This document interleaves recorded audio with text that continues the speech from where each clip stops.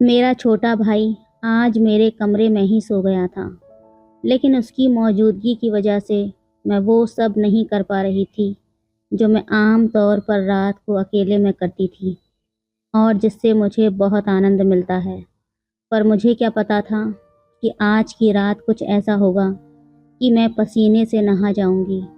उसने केवल 2 उंगलियों से ही मुझे पागल करके रख दिया था और ये सब मैं इस कहानी में बताने वाली हूँ। हेलो दोस्तों, आज की कहानी बेहद रोमांटिक है, इसलिए प्लीज़ पूरी सुनिएगा। अब मैं आपको अपनी पूरी कहानी बताती हूँ। मेरा नाम लैला है। मैं 28 साल की हूँ और अभी तक कुंवारी हूँ। मैंने शादी नहीं की और सोच रही थी कि शायद शादी ना ही करूँ।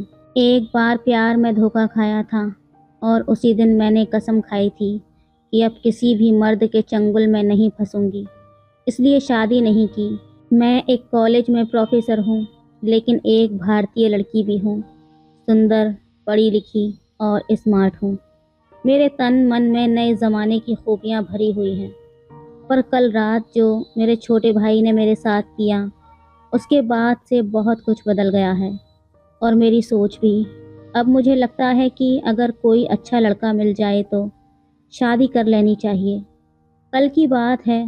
मेरा छोटा भाई जो कि 25 साल का है और इंजीनियरिंग कर रहा है, मम्मी पापा का दुलारा और मेरी तो वो जान है। कल रात खाना खाकर हम लोग कुछ देर टीवी देख रहे थे। फ्री होकर मैं और मेरा छोटा भाई छत पर टहलने के लिए चले गए। मम्मी पापा अपने कमरे में सो गए थे। वो ग्राउंड फ्लोर पर सोते हैं, मैं फर्स्ट फ्लोर पर सोती हूँ और मेरे बगल वाले कमरे में मेरा छोटा भाई सोता है। रात के करीब 10 बज चुके थे तो हम दोनों ही नीचे आ गए।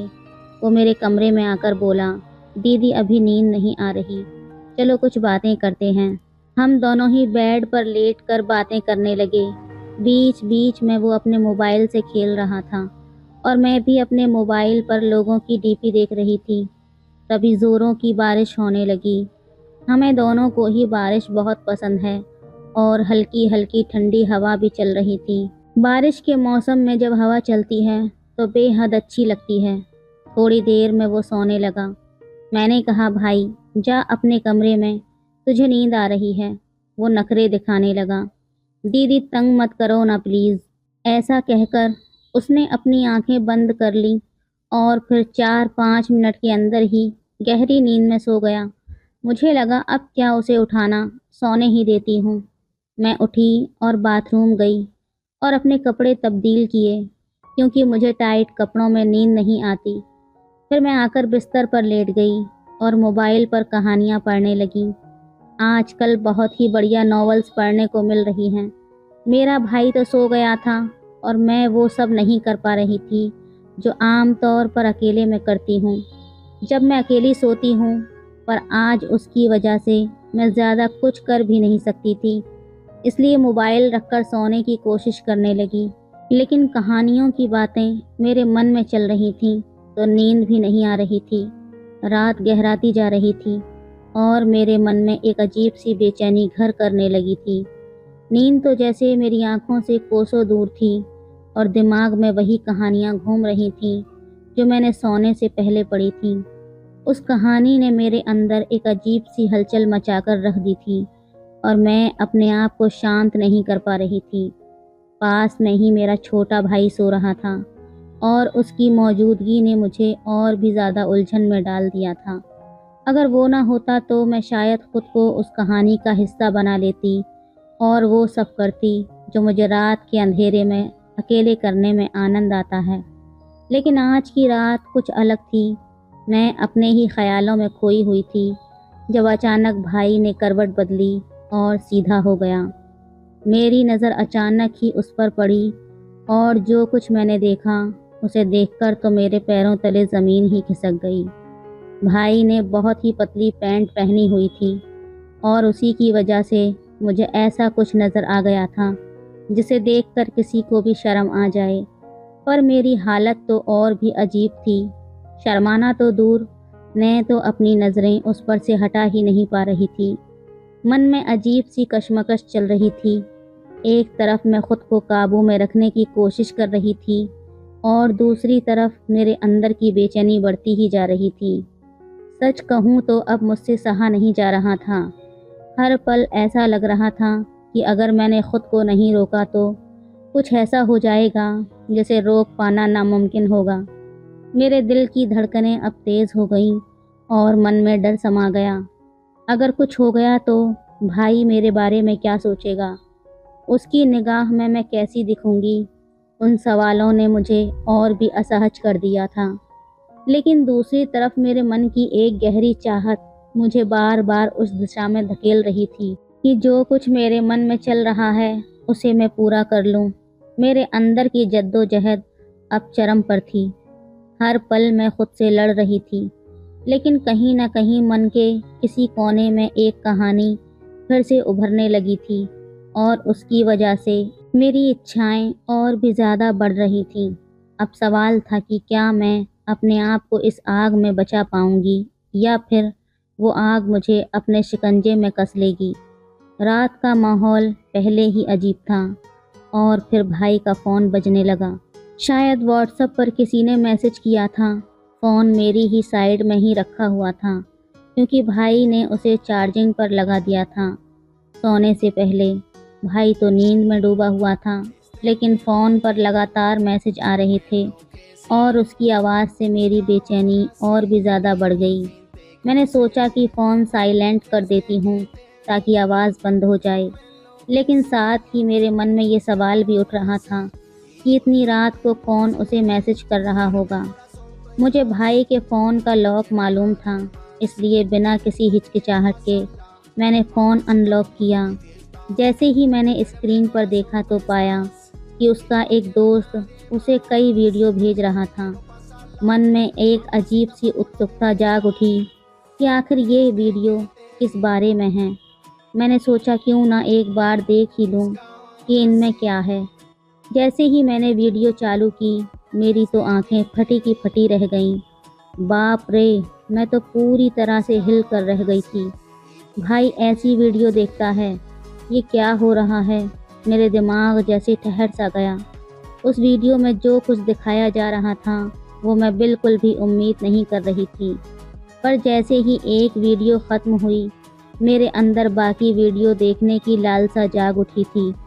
मैंने बिना सोचे समझे अगला वीडियो पर क्लिक कर दिया। एक के बाद एक सारी वीडियो देख डाली। हर वीडियो ने मेरी हालत और भी ज़्यादा ख़राब कर दी थी। मुझे समझ ही नहीं आया कि मैं ये सब क्यों देख रही हूँ। मुझे ये इतना अच्छा क्यों लग रहा है, लेकिन फिर भी रुक नहीं पा रही थी। मेरे हाथ तो कांप रहे थे, पर मेरी नज़रें स्क्रीन से हटने का नाम नहीं ले रही थी। हर बीतते पल के साथ मेरी बेचैनी बढ़ती ही जा रही थी।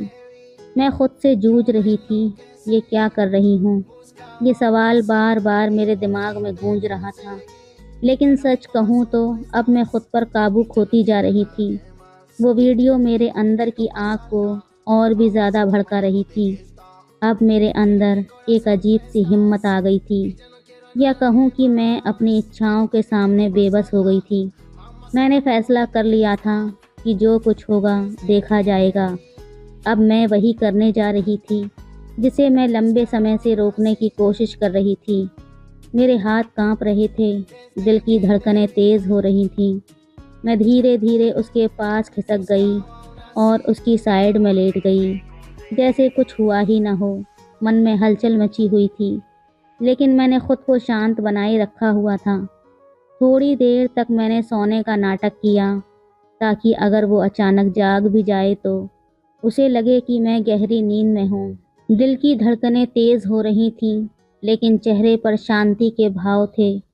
फिर मैंने धीरे से अपना पैर उसके ऊपर रख दिया, ऐसे जैसे नींद में अनजाने में रखा हो। कुछ पल ठहरी और उसकी हरकत का इंतज़ार करने लगी, लेकिन कोई हलचल नहीं हुई। वो अब भी गहरी नींद में ही था। मुझे अपने पैर पर उसकी गर्माहट और कुछ और महसूस होने लगा। उसका शरीर कसक शांत पड़ा था, लेकिन उसकी पैंट के अंदर जो कुछ कहानी चल रही थी। मेरे पैर पर उसका आकार साफ साफ महसूस हो रहा था और उसकी सख्ती मेरे अंदर की बेचैनी को और बढ़ा दी थी। मेरी धड़कनें और तेज़ हो गईं।